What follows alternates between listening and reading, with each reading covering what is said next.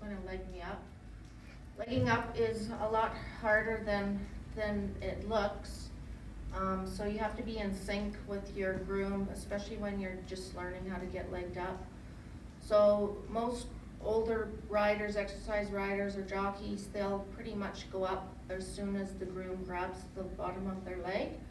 But when you're learning, it's okay to like take 1 or 2 jumps, even though it doesn't really affect your spring at all. It actually just makes your legs tired. So the first thing I'm going to do is grab my lines. I want to be in control of my horse, even though I have a groom. Once you start exercising a lot of horses, pretty much the groom is just going to leg you up and then let you go. So I want to be in control of my horse. I want to have some kind of communication with him. So I'm going to hold my lines, both lines in one hand like this. I'm going to place my hand pretty much over their withers. I'm going to grab the back of my saddle.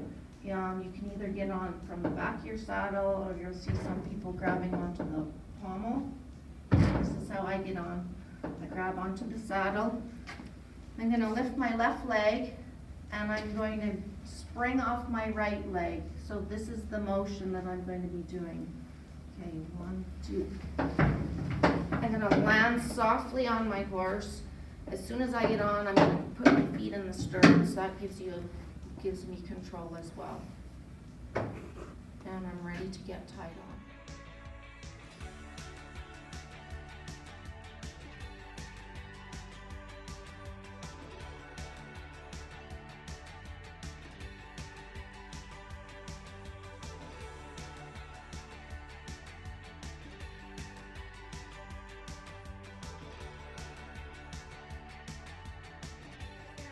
When I'm mounted is put my feet in my stirrups. That gives me extra pull power if my horse decides to take off. It also gives me balance if the horse jumps to the left or to the right. I'm centered in the horse. I'm not going to fall off. The next thing I'm going to do is tighten my girth. When a horse is standing in its stall for a long period of time, a lot of the grooms won't leave the girth too tight, so that's my next step in safety. I want my saddle tight. So I'm going to lift my flap up, stick it under my leg, pull from the bottom up, just like that.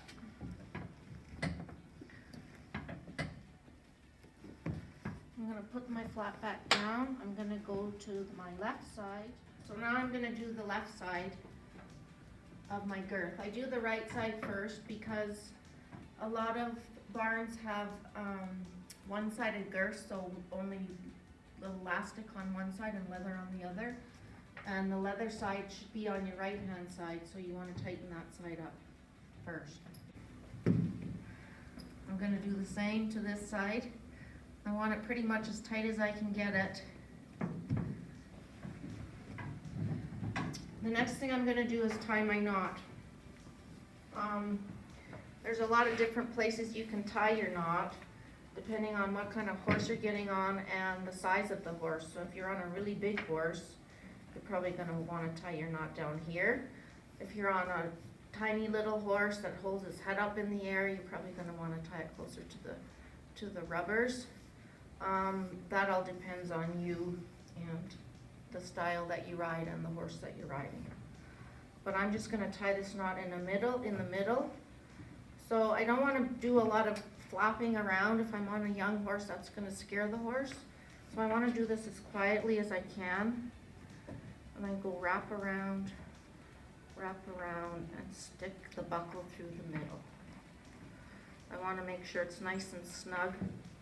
So I'm going to pull on the front end and the back end, and it should be a nice neat knot like that. If you have any excess where the buckle is, you can undo the buckle as a safety precaution too, just in case you get a foot in there or an arm in there. So I'm ready to go. So there's lots of different ways you can tie your knot, and you'll see different people doing different ways. No matter what way you're tying your knot, you always want to be in control of your horse. because for the most part, you're gonna be doing all this stuff, getting tied on and tying your knot and adjusting your stirrups by yourself.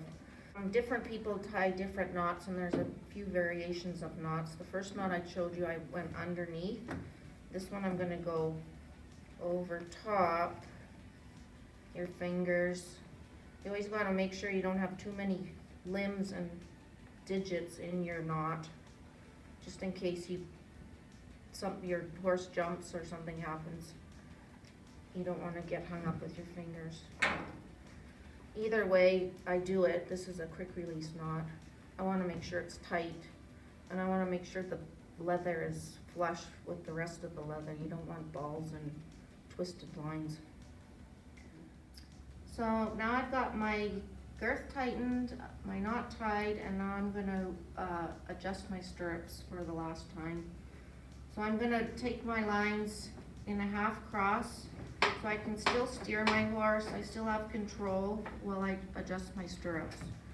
So I'm going to let the weight, I'm going to release the weight off of my foot so I can pull this up, and I can navigate where I want my holes just by releasing my weight and putting weight on my foot.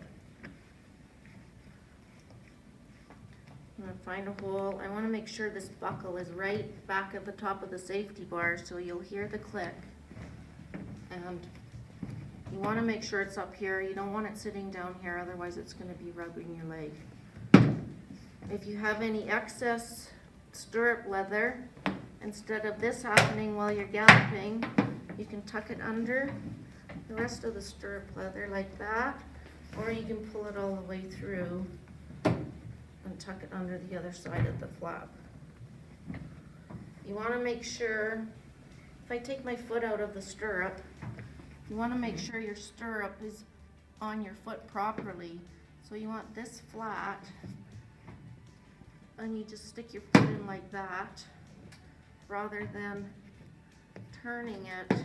The thing I'm going to do before I hit the track is I'm going to go up into 2-point, make sure everything feels good, because there's nothing worse than getting to the track and you're like, oh, this stirrup's way too long, it's like too late, you're going to have to do your whole gallop like that. You can't be adjusting equipment on the racetrack.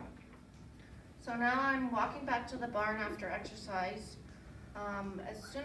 Pretty much as soon as I get off the racetrack, I will loosen my girth a little bit. That helps the horse relax and makes it a little easier if your girth is cranked on to get it undone from the ground. So I do each side, maybe 1 or 2 holes.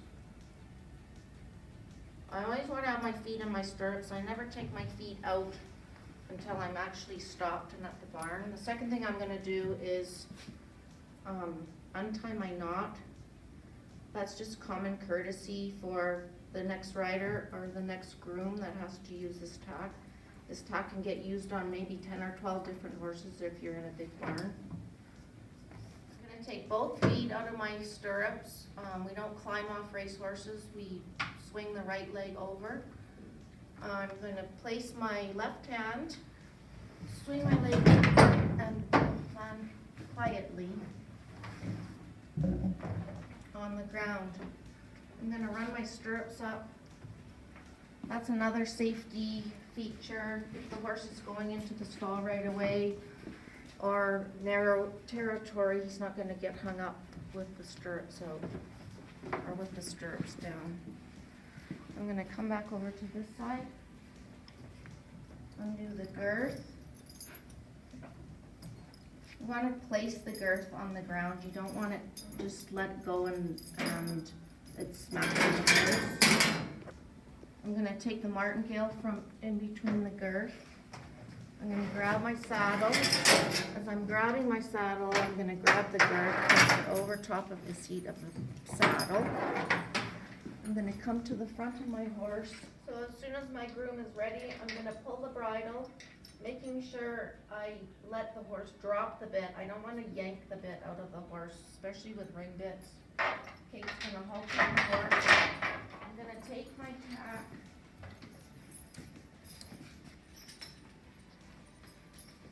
place it on the saddle rack, take my saddle towel out, it goes in the laundry, take my bit. I wanna try and keep the leather out of the water, I just wanna dunk the bit. As I said before, this cat might be going on another horse, and we don't wanna transfer any kind of diseases. And I'm gonna hang it up.